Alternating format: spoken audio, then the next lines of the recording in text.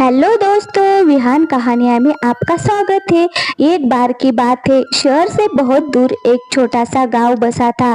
उस गांव में रहने वाले लोग खेती करके अपना जीवन यापन किया करते थे, लेकिन उस गांव की सबसे बड़ी समस्या थी पानी की। उस गांव के आसपास ना कोई कुआं था और ना तालाब, जिससे उस गांव में रहने वाले किसानों को हमेशा बारिश के पानी पर निर्भर रहना पड़ता था। जब वर्षा होती थी तो किसानों की खेतों की सिंचाई होती थी।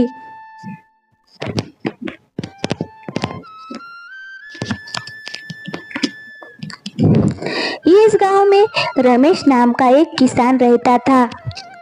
उसके घर में उसकी पत्नी और 2 बच्चे रहते थे। वसंत बहुत ही मेहनती किसान था। सुबह खेतों में खेती करने के लिए चला जाया करता था और खेतों का सारा काम निपटाकर शाम के समय घर आया करता था।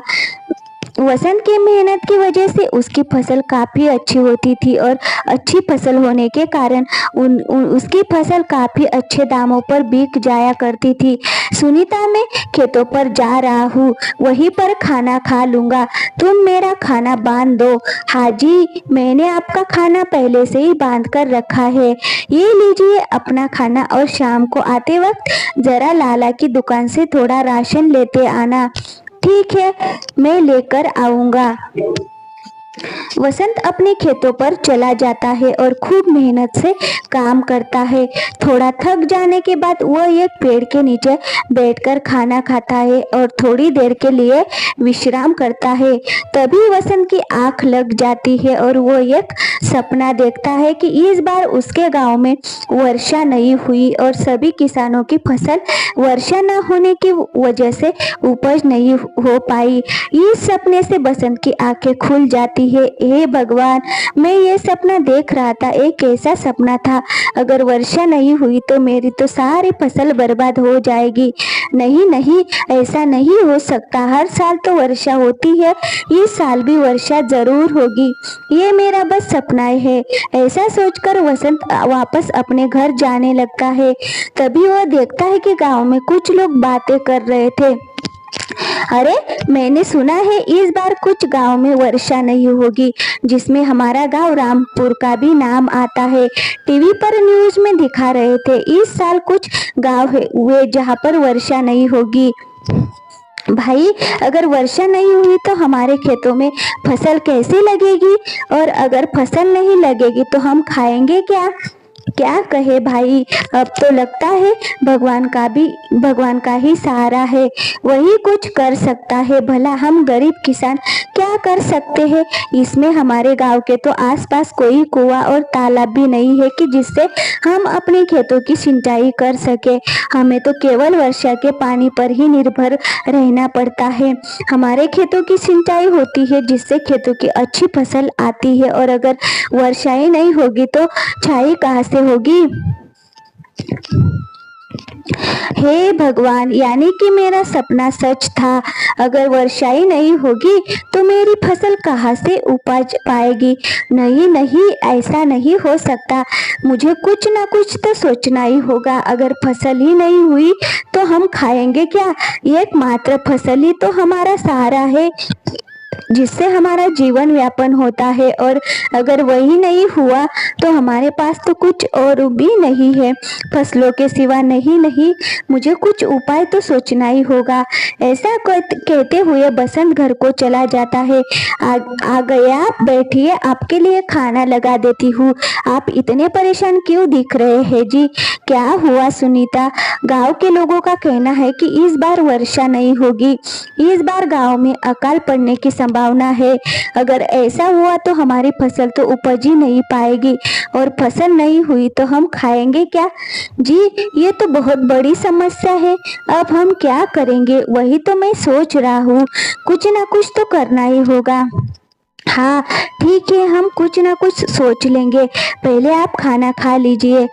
बसंत का परिवार एक साथ बैठकर खाना खाता है और सभी सो जाते हैं, मगर वसंत की मानो जैसी नींद ही उड़ गई थी। सारे रात वही यही सोचता रहता है कि अगर वर्षा नहीं हुई तो फसल का क्या होगा। नहीं, मैं ऐसे नहीं होने दूंगा। मेरी फसल बर्बाद नहीं होगी। मैं जरूर फसल लगाऊंगा और वर्षा नहीं हुई तो क्या हुआ, कुछ ना कुछ तो उपाय मैं जरूर निकाल लूंगा। वसंत ऐसा सोच ही रहा था कि तभी वसंत का ध्यान बिरजू की बात पर जाता है। क्या कहे भाई, अब तो लगता है भगवान का ही सहारा है, वही कुछ कर सकता है। भला हम गरीब किसान क्या कर सकते हैं। इसमें हमारे गांव के तो आसपास कोई कुआं और तालाब भी नहीं है जिससे हम अपनी खेतों की सिंचाई कर सके।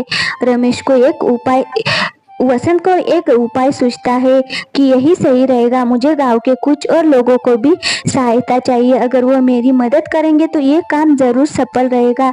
सबसे पहले मुझे गांव के सरपंच जी से बात करनी होगी। हाँ, सुबह होते ही इस बारे में मैं सरपंच जी से बात करूंगा। सुबह होते ही बसंत सबसे पहले कुछ गांव के लोगों के पास जाता है। मेरे प्यारे किसान भाइयों, जैसा कि इस बार सुनने में आया है कि हमारे गांव में वर्षा नहीं होगी, तो ऐसे में तो हमारी फसल नहीं हो पाएगी और हमारा पूरा परिवार भूख से तड़पता रहेगा। हमें कुछ न कुछ तो करना ही होगा। बात तो तुम्हारी सही है बसंत भाई, पर हम कर ही क्या सकते हैं। मैंने एक उपाय सोचा है। हमारे गाँव में एक भी कुआं या तालाब नहीं है। अगर हमारे गांव में कोई कुआं या तालाब होता तो वर्षा का पानी उसमें इकट्ठा किया जा सकता था, जिससे वर्षा न होने पर भी हम कुएं का या तालाब का पानी इस्तेमाल कर सकते थे। लेकिन हमारे गांव में कोई कुआं है ही नहीं, तो हमें ही मिलकर गांव में एक कुएं की संरचना करनी होगी। इसके लिए हमें गांव के सरपंच जी से बात करनी होगी। हाँ भाई, तुम सही कह रहे हो, ये तो बहुत बड़ी समस्या है। हमें इस बारे में सरपंच जी से बात करनी ही चाहिए। ऐसे ही सारे गांव के किसान मिलकर सरपंच जी के पास जाते हैं और सरपंच जी को अपना विचार बताते हैं। हाँ किसान भाइयों, ये तो तुम सही कह रहे हो। गांव में कोई कुआं या तालाब ना होने की वजह से किसानों को बहुत दिक्कतों का सामना करना पड़ता है और गांव के सारे किसान वर्षा पर ही निर्भर है। अगर हमारे गांव में कुआं होगा तो वर्षा न होने पर भी लोग अपने खेतों की सिंचाई कर सकेंगे। तुम सही कह रहे हो वसंत, हम कल से ही कुआं खोदने का काम शुरू कर देते हैं। जमीन की चिंता मत करो, मेरे घर के पीछे जो जमीन है उसी में आप सब लोग मिलकर कुआं खोद लेना। सारे किसान इस पर सहमति जताते हैं और अगले दिन से गांव में कुएं खोदने का काम चालू हो जाता है। कुछ ही दिन में कुआं खुद करके तैयार हो जाता है और बहुत गहराई तक कुआं खोदने के बाद कुएं में पानी नजर आ जाता है। पानी को देखकर लोगों की जान में जान आई और वो बहुत खुश हो जाते हैं। सभी किसान ये बात गांव के सरपंच जी को बताते हैं। सरपंच जी भी इस बात से बहुत खुश होते हैं। वाह मेरे किसान भाइयों, तुमने तो कमाल कर दिया। आखिर तुमने हमारे गांव में कुआं खोद ही लिया। अब तुम सारे किसान मिलकर बारी बारी से इस कुएं से अपने खेतों की सिंचाई करना। इससे तुम्हारी फसल भी हो जाएगी, वजह से पानी पीने को भी लोग यही से भर लिया करेंगे। इस तरह इस बार रामपुर गांव में वर्षा नहीं हुई, लेकिन वर्षा न होने के बावजूद भी गांव के किसानों को ज्यादा फर्क नहीं पड़ा, क्योंकि अब गांव के किसान बारी बारी से कुएं से पानी से अपने खेत की सिंचाई कर लिया करते थे। थोड़े ही दिनों में गाँव के किसानों की अच्छी फसल उपज जाती है। इस तरह रामपुर गाँव में फिर से खुशियाँ